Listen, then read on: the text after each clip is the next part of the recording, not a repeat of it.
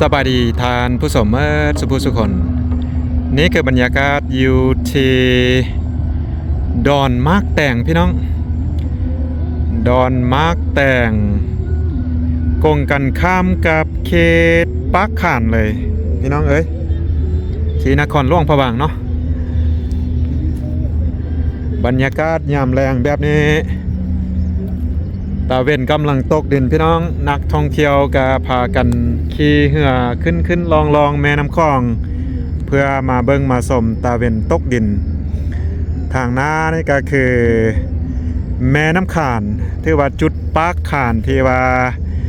แม่น้ำข่านไล่เข้ามาสู่แม่น้ำคลองนั่นเองแล้วก็วัดเสียงทองอยู่ทางหน้านี่พี่น้องทางหน้านี่ก็เป็นท่าเรือวัดเสียงทองนั่นเองเดี๋ยวอุ่นใจจะพาเลาะเบิงเขตนี้พี่น้องเอ้ยเขตดอนมักแตงจะเอิ้นว่าดอนมักแตงเพราะว่าทุกปีช่วงฤดูแล้งหลังจากน้ำลงแล้วเพิ่นก็จะปลูกมักแตงก็มีผักมี4ใบไล่แนวพี่น้องตอนนี้กำลังปลูกเลยมีทั่วดินมีมันด่างมันแก้วแล้วก็มักแตงเพิ่นเริ่มจะเปิดเป็นร้านอาหารแล้วพี่น้องเอ้ยฝากนั้นก็เป็นฝากบ้านเสียงแม่นเมืองจอมเพชรแต่ว่าดอนนี้จะอยู่กลางแม่น้ำคลองนักท่องเที่ยวหลายเลยพี่น้องเอ้ยกำลังขี่เรือชมบรรยากาศแล้วก็เบิ่งตะเวนตกดินเดี๋ยวจะพาย่างลงไป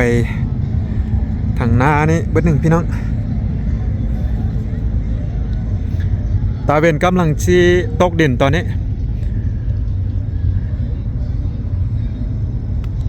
ไปทางหน้าพุ่นก็คือขึ้นแม่น้ำคลองไปทางถ้ำติงเนาะขึ้นไปทางเหนือภูผาป่าไม้เขตนี้ทิวทัศน์ธรรมชาติสวยงามเลยแหละพี่น้องโอ้ตะเวนต่ำลงเรื่อยๆพี่น้องทายย้อนแสงเนาะทายย้อนแสงนิดนึงอาจจะบ่เห็นแจ้งปานได้บ่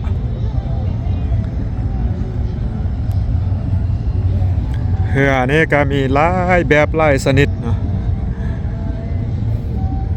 จะเป็นเรือน้อยธรรมดาหรือว่าจะเป็นเรือออกเป็นสไตล์ลู่นั่นนึงก็มีเนาะคืออยู่ทางหน้านั้นจะเป็นเรือที่ว่ามีห้านอาหารอยู่พร้อมพี่น้องเพราะว่าจะเป็นกินข้าวแรงสมตะเวนตกดินหรือว่าจะเอิ้นว่าเป็นsunset cocktail เนาะดื่มค็อกเทลเบิ่งตะเวนตกดิน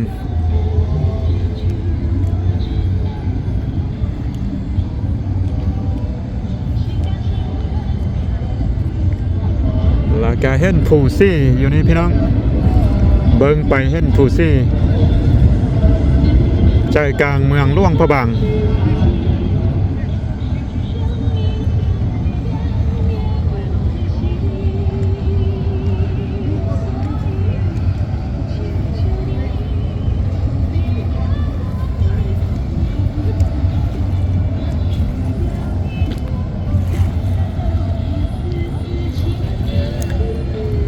เนื่องจากว่าช่วงนี้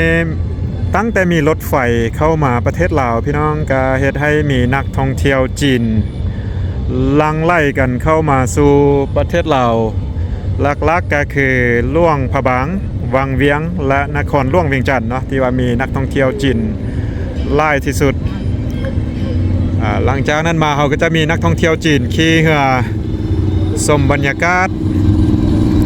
ตามแม่น้ำคลองต้นแรงแบบนี้เนาะคือเรือที่เห็นอยู่ทางหน้านี่ก็เต็มนักท่องเที่ยวจีนแล้วก็จะเปิดเพลงห้องคาราโอเกะเนาะ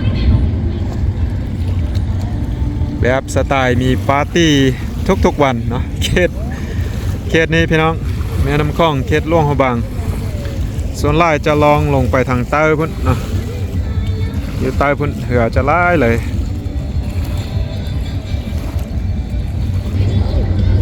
ตอนนี้งามเลยพี่น้องงามเลยเพราะว่าตาเวนกำลัง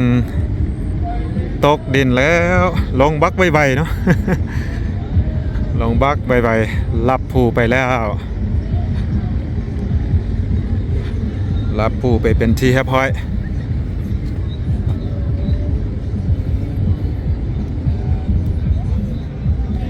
มีตูบอยู่นี่พี่น้องก็จะมีนักท่องเที่ยวเนาะมานั่งดื่มค็อกเทลจะเห็นว่าซันเซ็ตค็อกเทลพี่น้องที่ว่าอุ่นใจพานักท่องเที่ยวมาก็เลยว่ามาถ่ายบรรยากาศเคสนี้ให้ท่านผู้ชมได้เบิ่งนำกันเนาะก็คืออุ่นใจได้เว้าไปบางคลิปนะผ่านมาที่ว่าอุ่นใจได้โพสต์ลงก็คืออุ่นใจเป็นไกด์นำเที่ยวพี่น้องแล้วก็จัดทัวร์ประเทศลาวนะเพราะว่าจะเป็นภาษาลาวภาษาไทยภาษาอังกฤษพี่น้องหรือว่าภาษาอื่นๆเนาะถ้ามีโอกาสได้มาลาวอยากรู้ข้อมูลหรือว่าสนใจเกี่ยวกับข้อมูลการท่องเที่ยวอยู่ในประเทศลาวเพราะว่าจะขึ้นเหนือลงใต้ก็สามารถทักเข้ามาหาอุ่นใจได้พี่น้องอุ่นใจสามารถจัดทัวร์ให้เต็มรูปแบบเนาะครบวงจรบ่ว่าจะ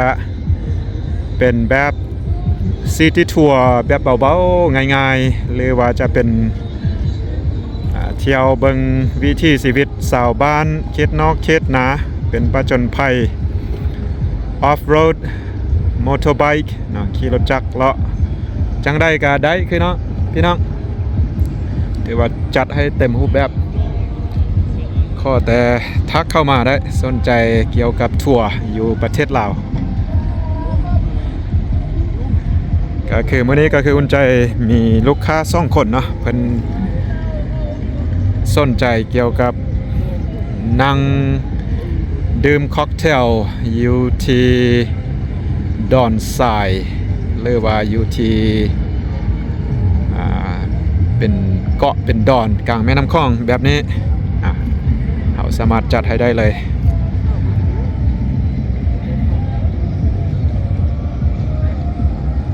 สุดยอดความสวยงามพี่น้องเอ้ย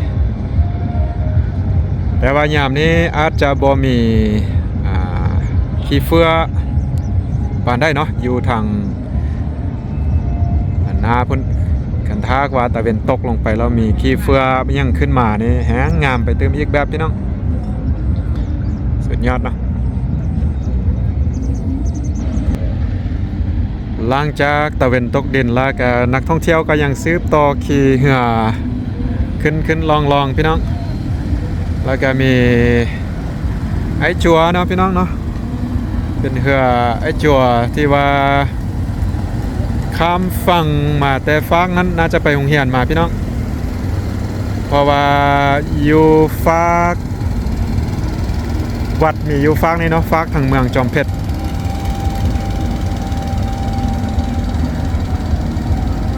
ต้องได้ขี่เหือข้ามเคสนี้บ่มีขั้วยังบ่มีขั้วพี่น้องถ้าจะข้ามจากทางเมืองจอมเพชรไปทางหลวงพระบางหรือว่าทางเมืองหลวงพระบางนครหลวงพระบางไปเมืองจอมเพชรข้ามแม่น้ำคลองก็ต้องได้ขี่เหือขี่บักข้ามแม่น้ำคลอง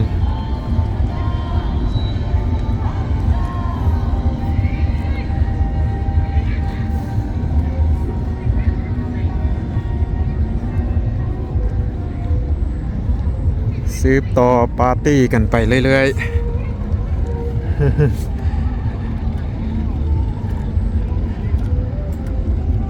หลังจากตะเวนตกแล้วอากาศก็เริ่มเย็นพี่น้องช่วงนี้ก็เป็นช่วงที่ว่าเข้าฤดูหนาวอยู่ประเทศลาวเฮาตอนเช้าๆช่วงเช้าๆเนาะก่อนตะเวนจะขึ้นก็อุณหภูมิอยู่ประมาณ10 องศาเนาะมื้อเช้านี้พี่น้องแต่ว่าช่วงเช้าๆแท้ๆประมาณ 3-4 โมงเช้าหันลงไปฮอด 8-9 องศาเนาะตอนช่วงมีแดดแห้งๆนี่ประมาณ 25-26 องศาแต่ว่าตอนนี้ก็ลงไปแล้วพี่น้อง 18-19 องศาละตอนนี้โอ้ยหลังจากตะเวนตกเด่นกายังงามพี่น้องเอ้ยงามบรรยากาศนี่ถือว่าดีเลยล่ะจุดนี้จักหน้อยเพิ่นก็จะสร้างเป็นตูบขึ้นมาเป็นห้านอาหารสามารถมานั่งจิบเบาๆแล้วก็กินตำมักแตงเนาะพี่น้อง มักแตงก็กำลังปลูกกำลังจะขึ้น